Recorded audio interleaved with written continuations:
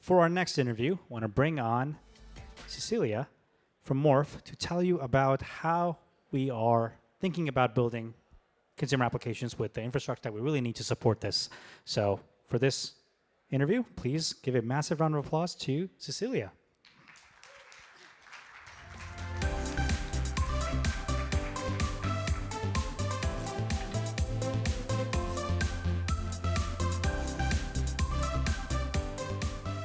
Welcome. So this was an interesting week for you, and just a couple weeks ago, you launched the Morph Mainnet. And my kind of first question is, well, in addition to congratulations, Thank you. what have you kind of seen happen in the rest of the community and the ecosystem, and how has it been received, and kind of what are your reactions to the Mainnet? So yeah, I would say it's actually a very big news for us because our development team have been developed for 1.5 years, and we just launched it like 2 weeks ago. On our testnet, we have over 6 million wallet addresses and over 100 million transaction volume. So which is really great for a testnet. And now we are expecting like more like help and support to really help the builders to build on Morph Mainnet, yeah. Because on testnet, like I think a lot of things are happening about telling about your narrative. Sometimes it's just about telling your VCs, your investors about a big story, right? But after your mainnet is launched, it's really about like how can you help the builders? How can you help them to scale? How can you get real users? How can you get real TVL and transactions? Yeah, so really excited about that. Amazing. And maybe kind of to contrast, have there been any unexpected things that either you had to deal with or learnings from what could have been better in an ideal scenario? Yeah, I would say what we've learned from the mainnet launch, I think the announcement itself is really good. We learned from our last time, like our narrative announcement, which happened also like 1 or 2 months ago. And then we learned like how can we communicate better with our audience. So for this time, we have like a video to like me personally talking about our mainnet launching that. And that achieved 1.2 million views. A single video on Twitter. I think it's really big announcement on Twitter. But what we have learned from the whole process of mainnet launch is that we should have launched all these marketing promotion things much earlier. Because what we focus on is a lot on just technical development. We spend so long on that. So we forgot about, we can actually create a little bit hype much earlier. Right, so this is, if we do that again, I think this is definitely something we should change. Amazing.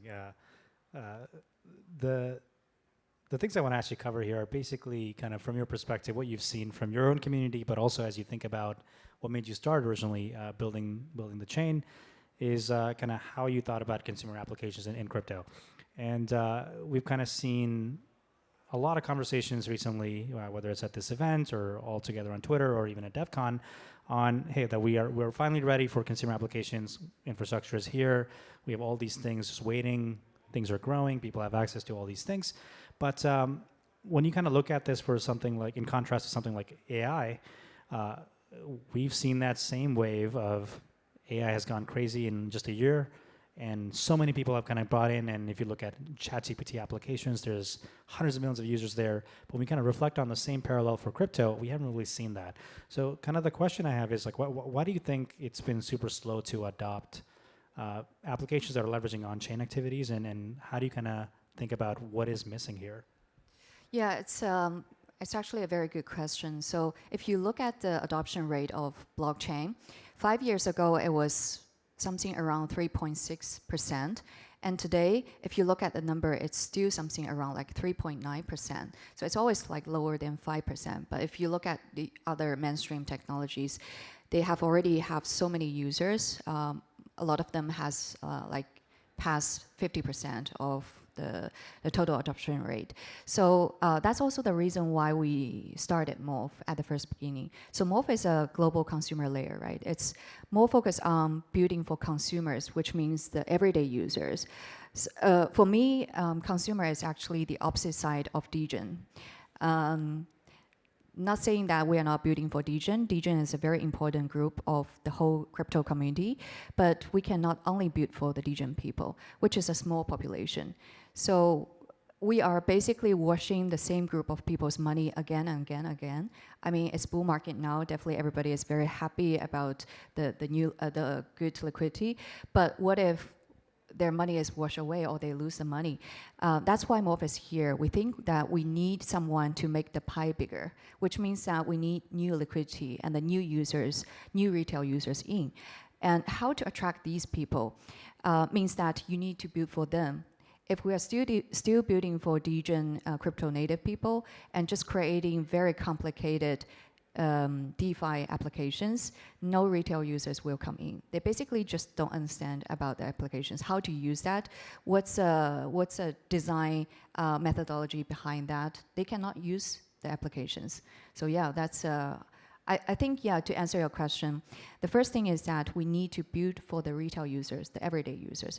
And second is that we need to build for everyday use, what they use for daily base. It's not just like trading for hype, this kind of usage. Yeah. No, that makes a lot of sense, and I completely agree. I think we've kind of seen a disproportionate amount of activity start from that degen audience, but it doesn't really behave like a sticky user base, and they move on to the next thing, and that affects not only kind of the reputation of the space, but also the success of different projects and products.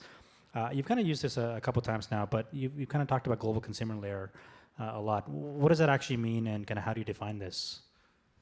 Yeah, so Morph is a global consumer layer. So there are basically three words in it: global, consumer, and layer. For global, which means that we are globally focused. Like our founding team is based in Asia and also US. So we have a very strong concept of philosophy, which is like West meets East and East meets West, which means that we want to be the bridge in between, because what you can see from a lot of Western developers, they have very strong developer community, but the thing is that they don't understand about the Asian market. They don't know what is a GTM to Asia market. There are plenty of Asia traders, investors, retail users here, but for US developers or like Western developers, they don't know how to have access to them. So this is the first thing we want to help to bridge that part to the East part. And for the East side, we actually also see a lot of excellent builders here, but because of language barrier or because of that, they haven't really talked globally on the global stage before, so they can't reach the other part of the world. So Morph is acting in between as the bridge here. And the second word is about consumer. So we talk a lot about consumer and also mentioned something about consumer before here. For consumer, as I said, that we are building for everyday users, for everyday use. So which means that we need to bring the everyday applications on chain for the retail users. And for the layer, we don't call us a layer 2 anymore, because first of all, I think layer 2 doesn't have a very good reputation at the moment. I think people had a lot of hype about it before, but when people talk about layer 2s, they feel, oh, another layer 2. So that's why we kind of abandoned that layer 2 positioning, although technically we are still EVM layer 2. But I think it's more, Morph is acting way more than a layer 2, which is not only a tech company. We are more like, I met some incubator 2 days ago. So he said that Morph is actually a big group of all the resources. Basically, in our ecosystem, we have VC, we have incubator, we have wallet, we have exchange. We have everything to support the builders. It's not only about technical support. So if builders coming to us, basically what we can do is, first step, we help them to set up their team, to get them all these best resources on the market. And second, we give them users. We are incubated by Bigot. I think everybody know about them. They are one of the biggest crypto exchange in the world now. The exchange itself and the wallet, Bigot wallet, have 50 million users. So which means that on day one, we have 50 million users, which we can help to funnel to our builders, which I don't think any other chains have. Probably Base with Coinbase or Solana with FTX at the early stage and BNB with Binance Chain. So you see that with all these chains' success at first beginning, they need a huge traffic and mostly are from exchange. So this is also what we can do and bring to our builders. And definitely the marketing support and community support, PR resources. It's not only about logo with logo post on Twitter.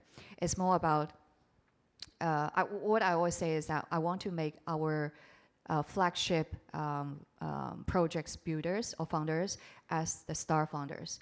So many chains want to be a star themselves, but for Morph, we want our builders to be stars, not like me or our chain Morph to be stars. So we actually have some documentary videos recording now, and we put our founders in front of the camera and talking about their stories, talking about their projects, and we're going to push it together everywhere on social media. Yeah. That's awesome.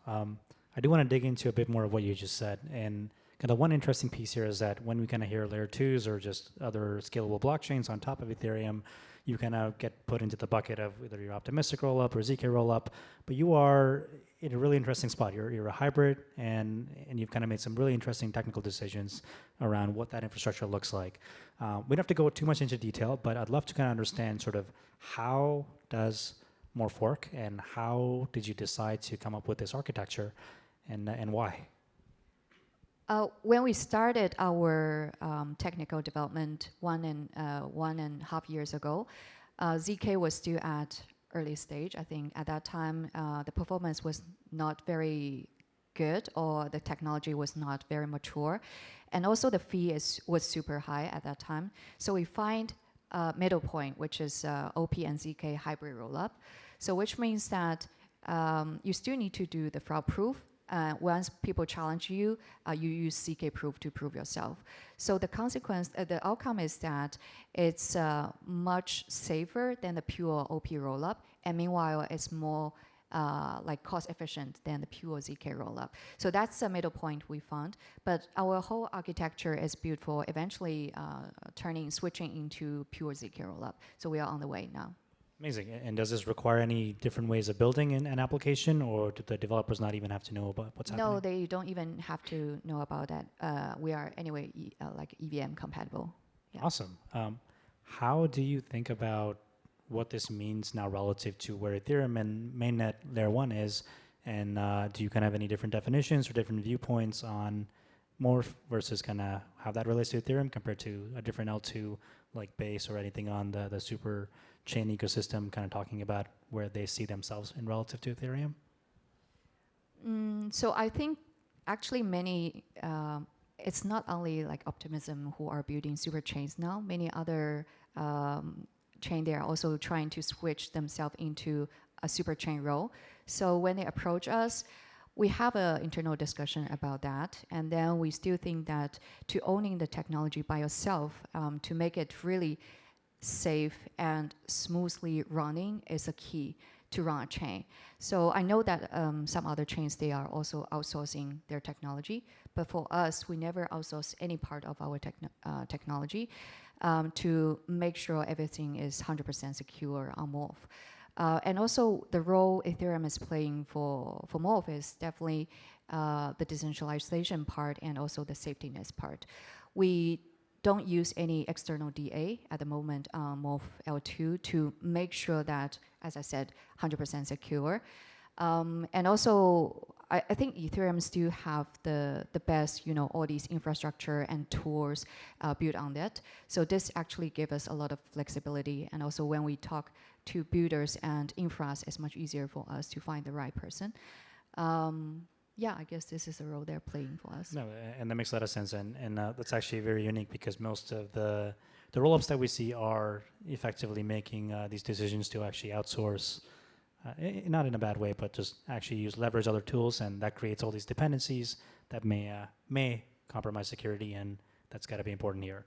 I want to kind of come back to building consumer apps and just sort of kind of things that you've been seeing in your own ecosystem, especially post Mainnet. Have you kind of noticed any different trends, or what are kind of some applications that you're super proud of that are on Morph, and anything you can share about some of them? Yeah, sure.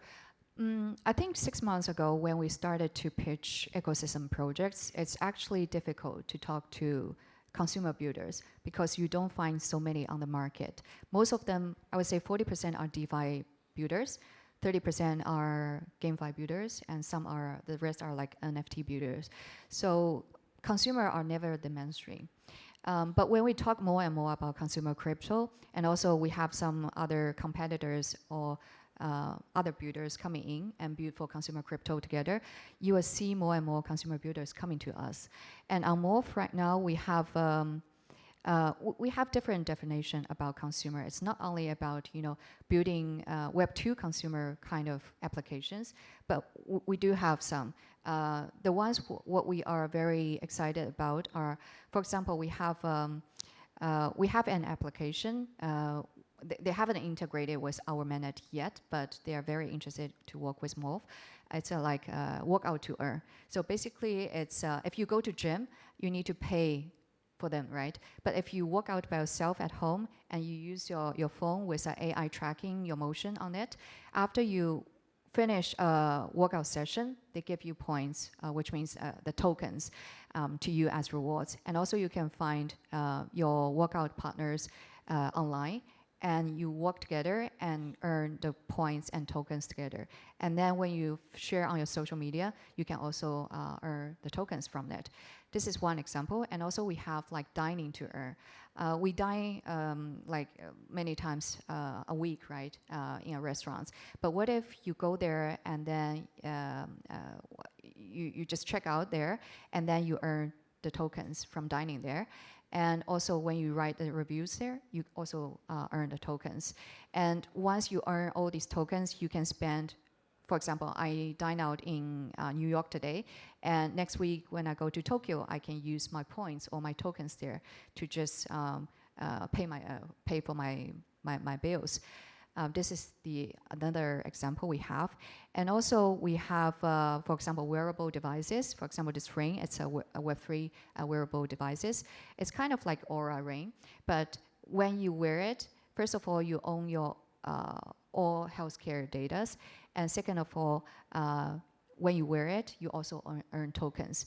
I think a lot of these applications, they're using tokens as a first step incentive to encourage people switch from Web 2 to Web 3 and then find all these decentralization values more when they use these applications. And meanwhile, we are, because we acquired a bank actually recently, so they are helping us to announce our own crypto credit card. Oh.